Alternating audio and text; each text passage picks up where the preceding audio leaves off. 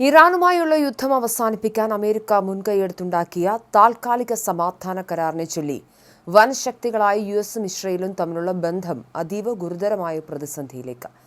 America നൽകുന്ന നയതന്ത്ര സൈനിക പിന്തുണയുടെ വില മനസ്സിലാക്കാൻ ഇസ്രായേൽ ഭരണാധികാരികൾ പരാജയപ്പെട്ടുവെന്ന് യുഎസ് വൈസ് പ്രസിഡന്റ് ജെ.ഡി. വാൻസ് പരസ്യമായി ആഞ്ഞടിച്ചു. നിലവിൽ ഇസ്രായേൽ ലോകരാജ്യങ്ങൾക്കിടയിൽ തികച്ചും ഒറ്റപ്പെട്ടിരിക്കുകയാണെന്നും ഈ സമയത്തും അവർക്ക് ആകെ കൂടിയുള്ള ആശ്വാസം അമേരിക്കൻ പ്രസിഡന്റ് ഡൊണാൾഡ് ട്രംപ് മാത്രമാണെന്നും ജെ.ഡി. വാൻസ് ഓർമ്മിപ്പിച്ചു. വൈറ്റ് ഹൌസിൽ നടത്തിയ വാർത്താ സമ്മേളനത്തിലായിരുന്നു ഇസ്രായേൽ മന്ത്രിസഭയിലെ ചില തീവ്ര വലതുപക്ഷ നേതാക്കളുടെ നിലപാടുകൾക്കെതിരെ വാൻസ് ആക്രോശിച്ചത്.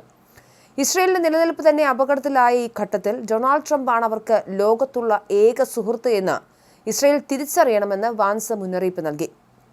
ട്രംപ് അല്ല ഇസ്രായേലിന്റെ പ്രശ്നം, മറിച്ച് ട്രംപാണ് ഇസ്രായേലിന്റെ ഏറ്റവും വലിയ പ്രശ്നമെന്ന് കരുതുന്ന ഇസ്രായേലിലെ ഏതെങ്കിലും നേതാക്കളുണ്ടെങ്കിൽ അവർ യാഥാർത്ഥ്യത്തിലേക്ക് ഉണരേണ്ട സമയമായിരിക്കുന്നുവെന്ന് അദ്ദേഹം പരിഹസിച്ചു. അമേരിക്കൻ പണം ഉപയോഗിച്ച് വാങ്ങിക്കൂട്ടിയ വൻ ആയുധ ശേഖരത്തിന്റെ ബലത്തിലാണ് ഇസ്രായേൽ ഇന്ന് സുരക്ഷിതമായിരിക്കുന്നത്.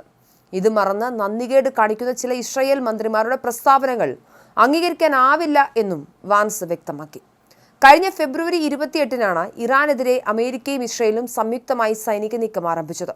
ഒരു മാസത്തിലേറെ നീണ്ടുനിന്ന ഈ യുദ്ധത്തിൽ ഇരു രാജ്യങ്ങളും കൈകോർത്താണ് മുന്നേറിയത്. എന്നാൽ ഏപ്രിൽ 8 പ്രാഥമിക വെടിനിർത്തൽ കരാറിന് ശേഷം ഇരു രാജ്യങ്ങളും തമ്മിൽ അസ്വാരസ്യങ്ങൾ ഉടലെടുക്കുകയായിരുന്നു. അമേരിക്കയിൽ കടുത്ത ജനരോഷത്തിന് കാരണമായതും ആഗോള സമ്പദ്വ്യവസ്ഥയെ തകിടം മറിച്ചതുമായ ഈ യുദ്ധം അവസാനിപ്പിക്കാൻ ട്രംപ് താൽപര്യം കാണിച്ചപ്പോൾ സൈനിക നീക്കവുമായി മുന്നോട്ടു പോകാനായിരുന്നു ഇസ്രായേൽ പ്രധാനമന്ത്രി ബെഞ്ചമിൻ നെതന്യാഹുവിന് താൽപര്യം.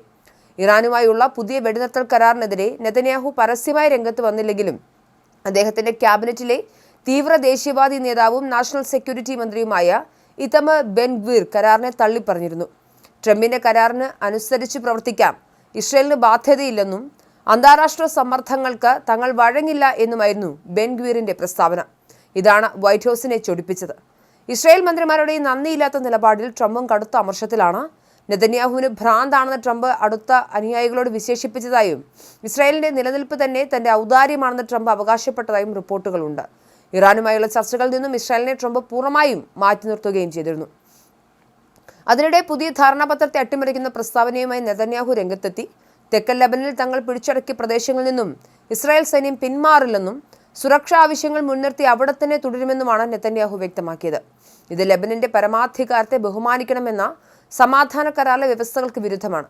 എന്നാൽ അമേരിക്കയുമായുള്ള ബന്ധം തങ്ങൾക്ക് പ്രധാനമാണെന്നും തോളോട് തോൾ ചേർന്ന് പോരാടിയ അമേരിക്കൻ സുഹൃത്തുക്കളെ തങ്ങൾ ഏറെ വിലമതിക്കുന്നുണ്ടെന്നും നെതന്യാഹു കൂട്ടിച്ചേർത്തു. ജെ.ഡി. വാൻസിന്റെ കടുത്ത പ്രസ്താവനകളോട് പ്രതികരിക്കാൻ ഇസ്രായേൽ പ്രധാനമന്ത്രിയുടെ ഓഫീസ് ഇതുവരെയും തയ്യാറായിട്ടില്ല.